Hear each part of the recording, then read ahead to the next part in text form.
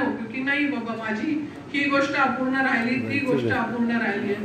त्यामुळे मी पु ल देशपांडेंनी आपल्याला खूप हसवलं, पण त्यांनी तेव्हाच त्यांच्या आपल्या जीवनाचं एक सार पण आपल्याला सांगितलंय की प्रत्येक गोष्टीचा आनंद मिळवा आणि तो वेळेत मिळवा. वेळ गेल्यानंतर कुठल्याही गोष्टीचा आनंद घेण्यामध्ये मजा नसते.